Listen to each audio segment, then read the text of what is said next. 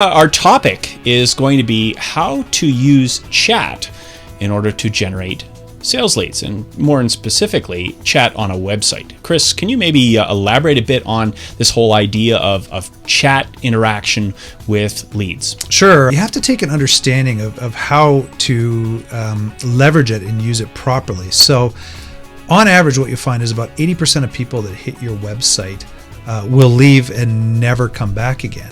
And if you could even engage with a small portion of those people, you have a tremendous opportunity to turn these people into a sales lead and potentially a client. And the reason being is because they've come to your website for a reason. They found you somehow.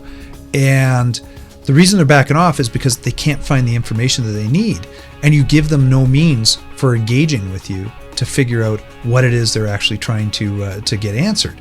I'll give you some ideas here. I've done some online research, and this was a report done through Deloitte. 60% of people are going online to find out about local services and products. I've actually seen statistics higher than that, but I'll use that. It comes from Deloitte. 83% of these people need help during their investigation online. So a lot of times people will come online and start investigating something that they're looking for, and 83% of these people need your help. So if you're not engaging with them, 83% of these people will go elsewhere to figure out someone that will actually engage with them. 71% of these people expect immediate assistance when they're online and want their questions answered. And 48% of them will actually leave if you actually do not engage with them, never to come back again. That's also part of that 80% that just never come back ever again.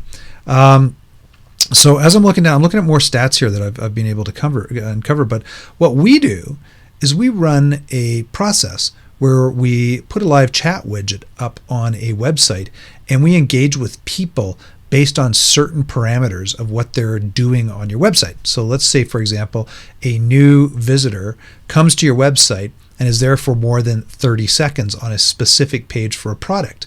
What we can do is trigger something that puts a live chat box up saying, hey, I see you're looking at this. Can we help you with any questions that you might have? Some people may just blatantly ignore this or back right out of the site. Other people will go, you know what? Yeah, I am actually trying to figure out something. What can you tell me about this? And then you start engaging in this conversation with the ultimate goal of, hey, how'd you like to talk to someone from the company, or how'd you like to figure out more, or give us your name and email, and we'll get engaged with you on this sort of stuff. When it comes to certain parameters around this sort of stuff, some more stats that happen on this are 7.5 people that are engaged in a conversation or approach you in a conversation. Literally 7.5, the odds of them becoming a client are 7.5 times greater because you're actually engaging with them, answering their questions. On average, 24% of these people that you engage with will become clients. They spend on average 55% more. Now here's a kicker though. If you actually prompt them and get engaged with them, 9.5 times, it's a 9.5 times greater chance that these guys will become clients. So let's think about this for a sec. I'm engaging with people that would not have become clients anyways, and I'm turning them into a sales funnel. And not only that, 24% of the time they buy and they spend 55% more than most customers.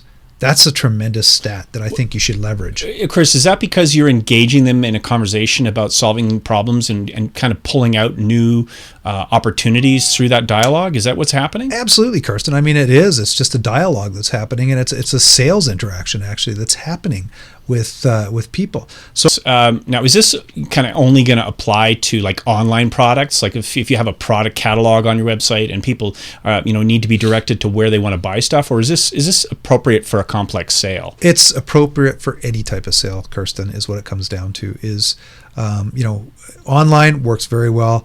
Offline, or anything that you're selling that's a physical, tangible item that you have to engage people in a sales process, it works on both sides. And if you'd like to find out more, you can fill out the forms that are located on the webpage, or Or Kirsten, do you have any other questions? No, I mean, I've been using this now for probably, well, I've been aware of it for now a couple of years in the technology side, and I never really thought of it as a lead gen. I always thought more of a kind of a customer service tool that certain websites had. But then when I put it on my own site, I just put it as a passive kind of, if somebody wants to leave some information, they ask a question and it comes through my email. But earning more business, it's almost an instant result. And it's a very powerful tool. I have a client that actually was generating about $200,000 a month in sales. World, everything around us is bombarding us. There's tons of information constantly being thrown our way. The internet is such an impersonal world for most that this really does stand out. It does really differentiate my website, and I imagine most companies, their websites will really stick out with this kind of tool in there. Good find, Chris. Yeah. You're watching BizDev Weekly, the business development show with Chris Hamilton, and I'm Kirsten Kloss. Thanks all for watching.